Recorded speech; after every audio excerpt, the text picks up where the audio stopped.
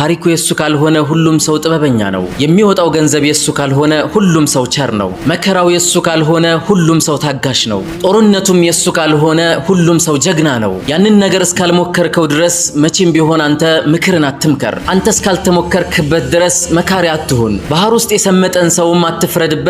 አንተ ደረቅ ቦታ ላይ ሆነህ እነሱ ያሉበት ቦታ ሆነህ እስካላየኸው ድረስ በእነሱ ላይ አትፍረድባቸው። ፍርድን ለቀቅ አድርግላቸው። እነዛ የተሞከሩ ሰዎች እንዲፈርዱት ጥርት ባለች ፍትህ ላይም ልትኖር ይገባሃል። ሰዎች ሁሉ አንተ ፍትሃዊ መሆንህ እስኪያውቁ ድረስ። አሰላሙ አለይኩም።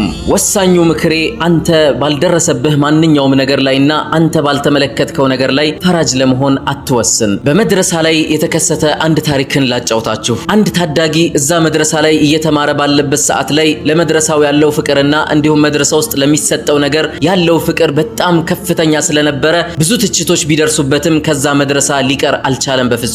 ታዲያ ትችቶች የሚደርሱበት ደግሞ በምን ምክንያት እንደሆነ ታውቃላችሁ? በጣም አርፋጅ በመባል ይያዝ ነበር ሁልጊዜ። ሁሉም ተማሪዎች ለምን አትቀርም? ሁልጊዜ ትገረፋለህ፣ አርፋጅ አንተ ብቻ ነህ እያሉ ይወቅሱታል፣ ይተቹታል። ነገር ግን እሱ ወደ ኋላ አላለም። እነሱ በተናገሩት ንግግርም ተሸንፎ እዛው ቤቱ አልተቀመጠም። ምናልባት የሚያረፍድበትን ነገር እነሱ እሱ ቦታ ላይ ሆኖ እስካልተመለከቱ ድረስ ፈጽሞ እንደማይገባቸው ስላወቀ ይህ ታዳጊ ብልጥ በመሆኑ የተነሳ አብሯቸው አመታትን አሳልፎ አብሯቸው ከዛ መድረሳ ተመርቆ ወጣ።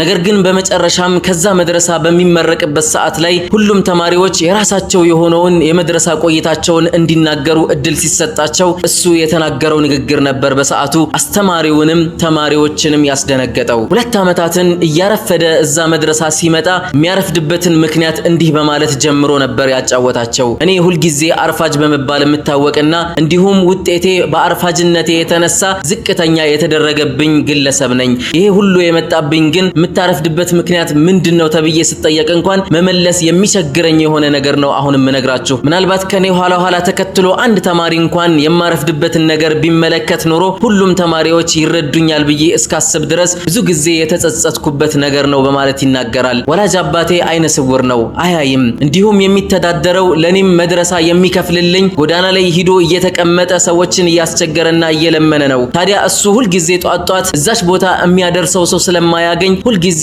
እኔ እሱን እዛ ቦታ አድርሼ ከዛ በኋላ ነበር ወደ መድረሳ የምመለሰው። ይሄን ሁሉ በማደርግ ሰዓት ታዲያ ለመናገር እንኳን የማፍርበት ነገር እንደሆነ እየተሰማኝ ልናገረው አልፈልግም ነበር። ሁል ጊዜ ምክንያቴን የማደርገው ሌላ ነበረ። አሁን ላይ ግን መናገር የምፈልገው እንደኔ አይነት ተማሪዎች እንኳን ቢመጡ እዚህ መድረሳ ላይ እንደዚህ እንዲቸገሩ ስለማልፈልግ ለነሱ አርአያ ሞዴል መሆን ስለምፈልግ ነው በማለት ያጫውታል ይህ ታዳጊ። አስቡት እንግዲህ ማንም ሰው በማንም ሰው ላይ ከመፍረዱ በፊት በሚፈረድበት ሰው እግር ላይ ሆኖ መመልከት አስፈላጊ ነው እላለሁ። የዛሬው መልእክቴ ነው። ሼር ማድረግን እንዳትረሱ። ሰላሙ አለይኩም ወራህመቱላሂ ወበረካቱሁ።